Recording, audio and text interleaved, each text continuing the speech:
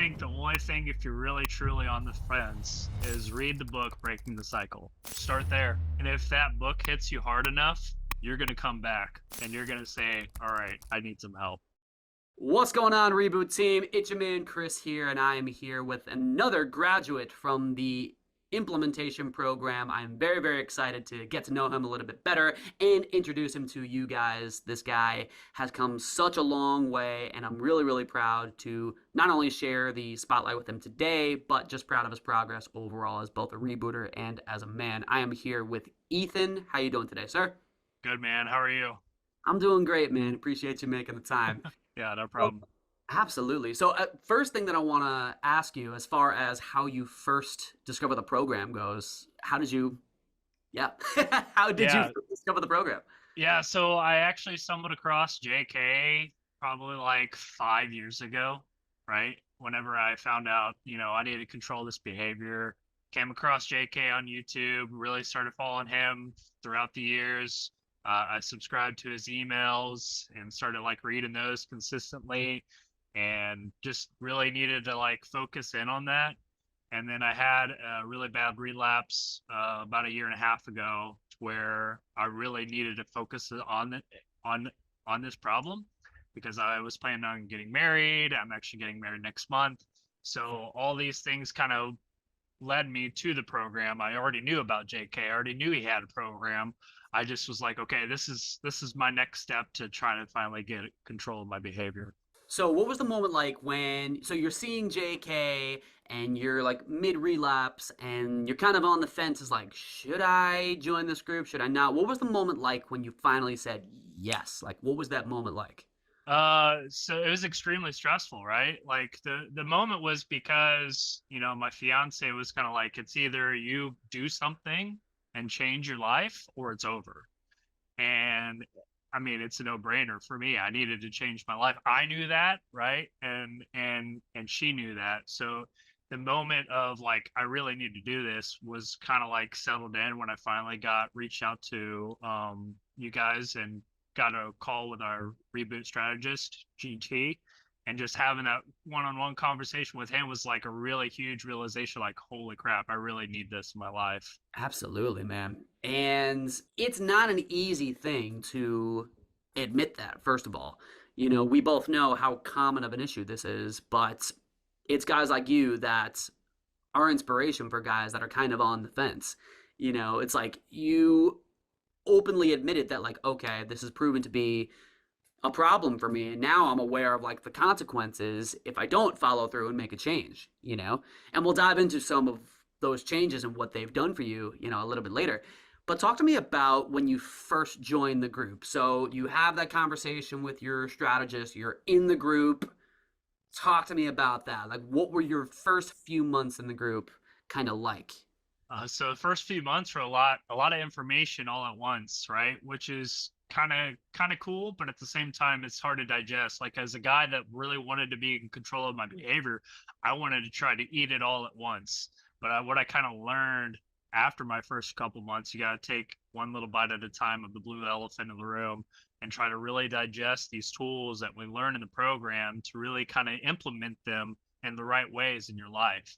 It Mm-hmm. is a lot of daunting stuff all at once, but you really need to take your time and really understand those tools to where you can actually implement them in your life. Yeah, absolutely. It truly is like a dojo for self discipline. You know Yeah, what I'm saying? absolutely. Absolutely. So, with that spirit in mind, with all the things that you were learning, what are some of the tools that you've taken away from your time in the program? Yeah. So, I mean, red light guy, I mean, beard tests, all the stuff that we learned from breaking the cycle is like a huge part, obviously, and that's kind of like the roots of the program.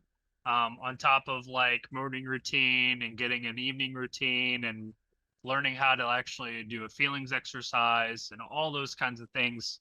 So many tools in the toolbox to be able to utilize and work through my day or week or month, whatever the case may be, because not every tool is right for that job. So it's nice to learn all these other different tools like red light guy and snapping the rubber band is really good for a certain first urge, but then once you get later down the program, journaling, feelings exercise starts really opening your mind on what's exactly going on.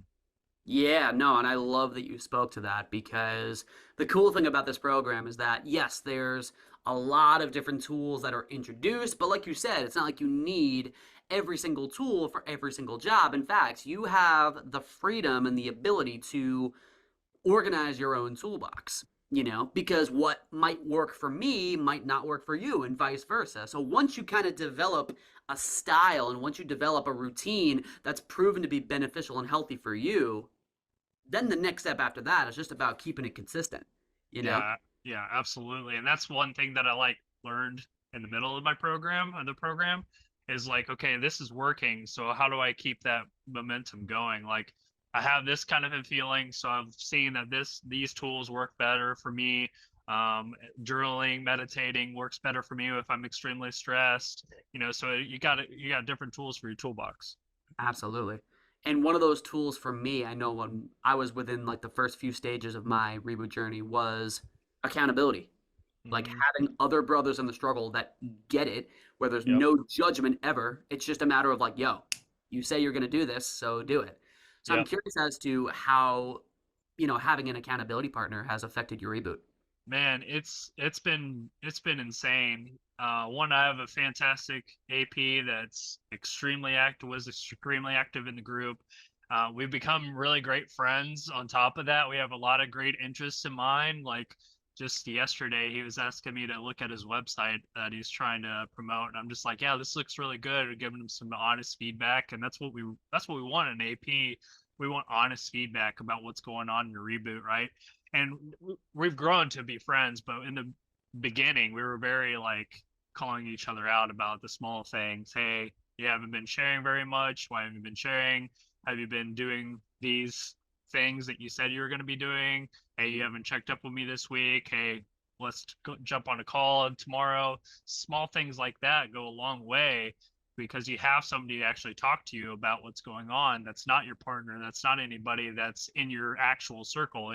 It's somebody that's actually going through the same struggles you are, Mhm. and that's incredibly useful. So then if they're in a bind, you can help them out. If you're in a bind, they can help you out. It's just really awesome to have. Yeah, I mean, no man is an island. You know what I'm saying? Like, Yep. it's so, so important. So I appreciate you speaking to that. That's so, so good.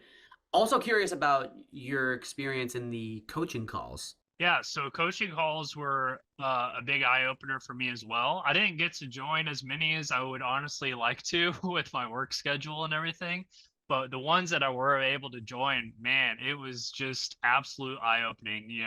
Dr. Yzma was one of the ones that I found later on in my program, and I wish I would have jumped on those coaching calls way in the beginning because I think I would have been a lot further along in a lot of ways than I was towards the end. But it is what it is. But I think those are really great tools to have if you can carve out those times to actually watch those coaching calls and join them with questions, without questions. It doesn't matter. Just join them and just hear what's going on, and then you'll end up coming up with questions later on.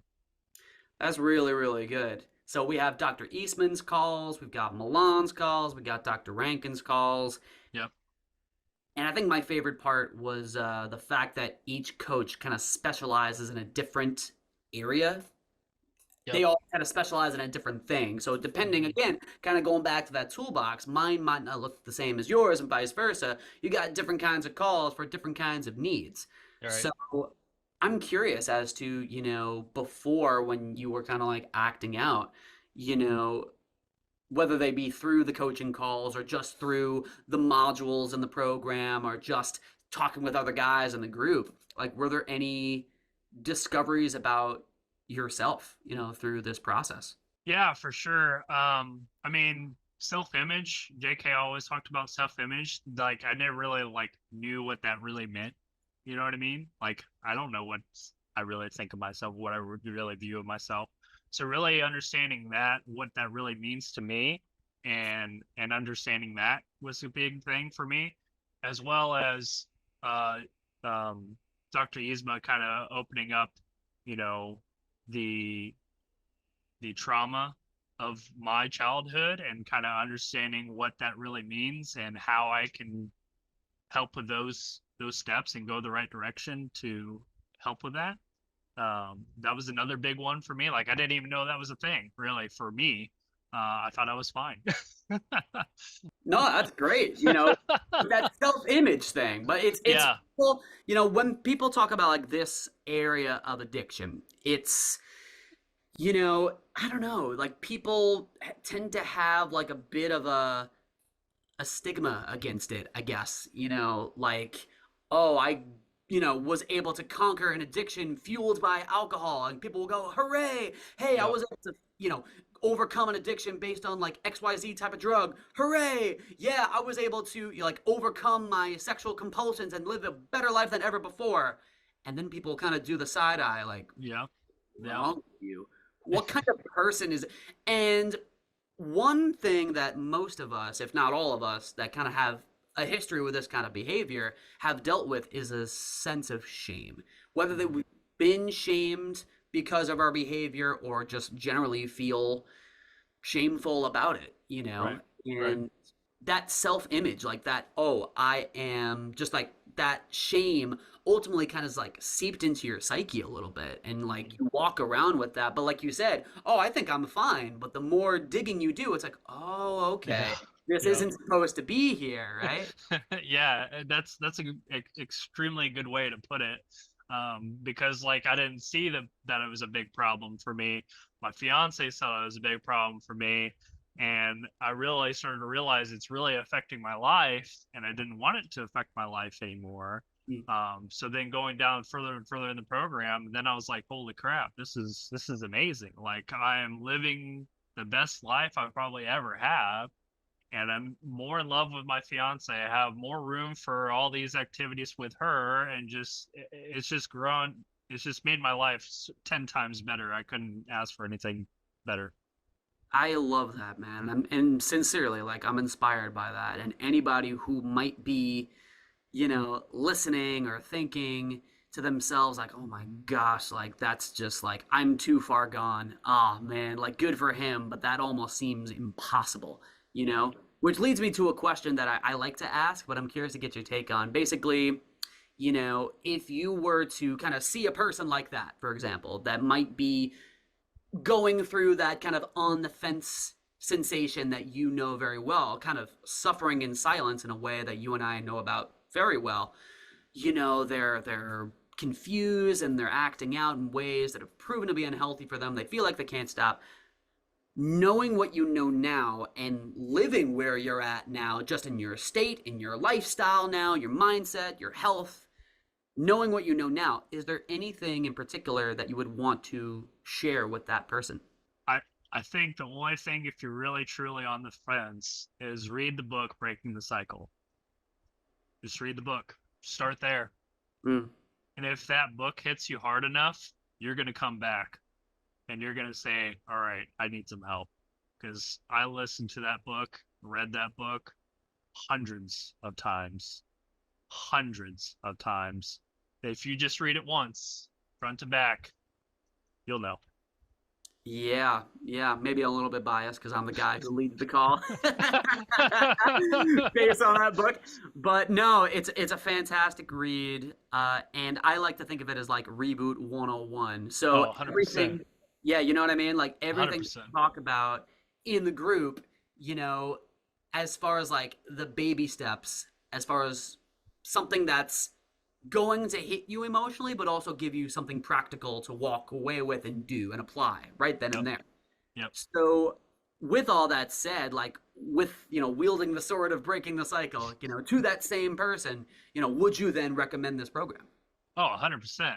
Because if you can tie breaking the cycle to your life, and if it hits you hard enough to where it affects your life in a positive manner, the tools that you learn with the program on top of that is just going to skyrocket you through space. It's just going to make it so much better to put those two things together. Like you said, it's reboot 101. That's just like the base level, right? But then you have all these other tools that you can tack on top of each other just to make your life that much better.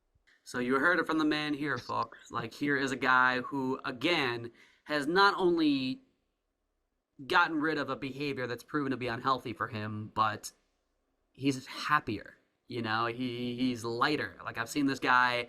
There's like a it's a cliche, but there's a pep in his step. And I'm really really proud of this guy, and we are as a group of this guy as well, man. And yeah, I mean, thank you so much for your time, and thank you so much for sharing a little bit of your story, your testimony. Before we say goodbye, is there anything else you'd like to share to anybody who might be listening to this?